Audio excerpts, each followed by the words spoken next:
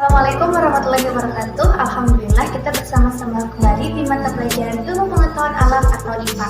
Ananda, hari ini kita akan belajar tentang perubahan sifat zat.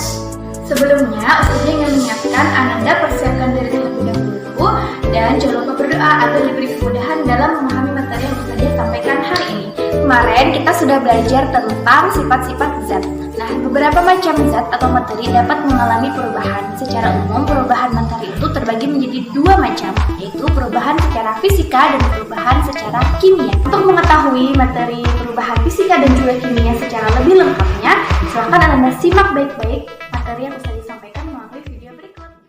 Nah, Ananda sebelum mempelajari perubahan sifat zat, mari sama-sama kita perhatikan dalil Al-Quran surah Ar-Ra'd ayat 17 yang artinya Allah telah menurunkan air hujan dari langit, maka mengalirlah air di lembah-lembah menurut ukurannya. Maka arus itu membawa buih yang mengambang, dan dari logam yang mereka lebur dalam api untuk membuat perhiasan atau alat-alat, ada buih seperti buih arus itu. Demikianlah Allah membuat perumpamaan bagi yang benar dan yang batil. Adapun buih itu akan hilang sebagai sesuatu yang tak ada harganya. Adapun yang memberi manfaat kepada manusia, maka ia tetap di bumi. Demikianlah Allah membuat perumpamaan-perumpamaan. Quran surah Ar-Ra'd ayat 17. Nah, dari ini kan kita sudah tahu ya bahwa Allah itu menciptakan segala sesuatu yang bermanfaat bagi manusia. Termasuk juga misalnya dalam proses peleburan logam, ada yang mengalami di situ perubahan sifat logam. Logam yang semula berbentuk tidak teratur bisa diolah menjadi berbentuk seperti perhiasan atau alat-alat yang kita gunakan sehari-hari. Bagaimana sih proses itu bisa terjadi? Kemudian kenapa bisa menghasilkan buih ya? Nah, jadi tujuan pembelajaran kita hari ini kita bisa menjelaskan sifat fisika dan sifat kimia suatu benda, menjelaskan proses perubahan sifat benda, menyajikan hasil pengamatan tentang perubahan fisika dan kimia benda. Ananda pernah tidak melihat nasi yang sudah kita diamkan dalam waktu berhari-hari misalnya mengalami pembusukan. Nah, kalau kita lihat secara sekilas kan nasinya itu tidak berubah bentuk ya.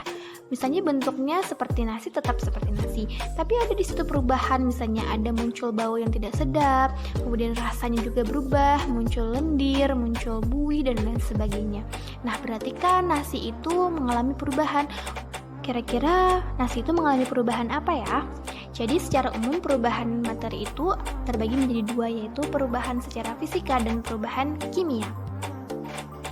Yang pertama kita akan belajar tentang perubahan fisika, yaitu perubahan yang tidak menghasilkan zat jenis baru.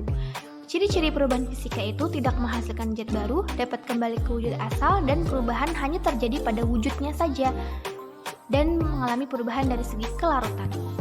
Oke, ini ada contoh perubahan fisika ya.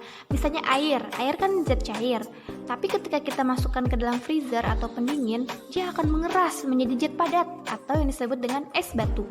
Jadi perubahan dari cair ke bentuk padat itu disebut perubahan fisika, karena yang berubah itu fisiknya saja, tapi zat atau partikel penyusun di dalam penyusun air tadi tetap sama.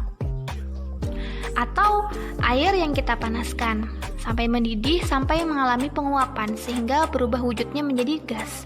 Benda cair berubah menjadi gas, itu juga perubahan fisika. Kemudian air kita gabung dengan es batu ya. Lama-kelamaan es batu tadi akan mencair. Itu juga perubahan fisika. Jadi perubahan fisika itu terjadi pada fisiknya saja. Kita bisa amati dengan mudah karena perubahannya itu jelas. Itu perubahan fisika. Selanjutnya perubahan kimia, yaitu perubahan yang menghasilkan zat jenis baru. Misalnya proses pembakaran ya, kita membakar kayu. Nah, kayu itu akan berubah menjadi arang. Arang itu sifatnya sudah berbeda loh dengan sifat kayu. Jadi perubahan kimia itu perubahan yang bersifat irreversible atau tidak dapat kembali ke keadaan semula. Zat yang dihasilkan juga zat baru, karena sudah mengalami perubahan zat.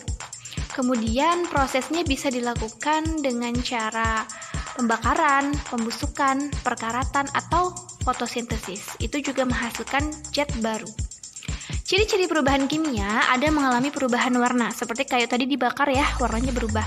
Kemudian perubahan bau, terbentuk gas, perubahan panas atau kalor, timbul endapan, dan terjadi perubahan pH. Nah, di sini ada beberapa contoh perubahan kimia, misalnya yang menghasilkan gas, pada logam seng yang kita campur dengan asam sulfat akan menghasilkan gelembung gas hidrogen ya. Kemudian terbentuknya endapan, misalnya senyawa karbonat yang mengendap dalam air yang akhirnya akan mengandung kapur. Terjadi perubahan warna, misalnya pada proses percobaan kertas lakmus biru, kita lakukan reaksi kimia dengan zat asam akan berubah menjadi warna merah. Ada juga terjadi perubahan suhu, misalnya pada pembuatan api unggun. Nah, coba Anda perhatikan gambar berikut. Gambar di sebelah kiri ini kira-kira dia mengalami perubahan fisika atau kimia ya.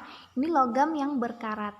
Kemudian gambar di sebelah kanan ada gambar lilin yang dipanaskan kemudian dia mencair. Ini kira-kira perubahan fisika atau kimia? Nah, silakan Anda jawab ya pertanyaan dari Ustazah ini. Nah, jadi kesimpulan pembelajaran kita hari ini adalah perubahan materi itu terbagi menjadi dua, yaitu perubahan fisika dan kimia. Perubahan fisika tidak membentuk zat baru, sedangkan perubahan kimia akan membentuk zat baru. Perubahan fisika dapat berubah atau kembali ke keadaan semula, sedangkan perubahan kimia tidak dapat kembali ke keadaan semula. Kalau fisika tadi kan contohnya es batu ya, dia bisa mencair kembali. Kalaunya perubahan kimia, contohnya pada nasi yang basi tadi, dia tidak akan kembali menjadi nasi yang semula atau yang bagus, yang tidak basi, tidak dapat kembali. Itu perbedaannya. Kemudian untuk perubahan fisika hanya terjadi pada wujudnya saja atau fisiknya saja, tidak membentuk atau merubah dari struktur zatnya. Sedangkan perubahan kimia terjadi perubahan pada sifat dan struktur zat penyusunnya. Nah, semoga mudah dipahami ya perbedaan antara perubahan fisika dan perubahan kimia. Sesuai dengan dalil Quran surah Ar-Ra'd ayat 17 yang tadi sudah kita bahas, bahwa Allah itu menciptakan segala macam sesuatu yang ada di bumi ini bermanfaat bagi manusia. Termasuk juga Allah menciptakan berbagai macam zat, kemudian Allah juga dengan kekuasaannya dapat melakukan perubahan zat ya, perubahan fisika maupun kimia, itu adalah kekuasaan Allah Subhanahu wa Ta'ala. Nah, Ananda, semoga dengan mempelajari materi hari ini dapat meningkatkan keimanan kita dan kita senantiasa bersyukur apapun yang terjadi, baik itu perubahan fisika ataupun kimia, insya Allah dapat kita manfaatkan dalam kehidupan sehari-hari. Demikianlah materi yang sudah disampaikan hari ini, semoga bermanfaat dan dapat menambah pengetahuan kita semua tentang perubahan sifat zat. Ustazah juga ingin pesan Anda jangan lupa untuk belajar lebih rajin lagi ya, dan berusaha membantu ayah bunda di rumah.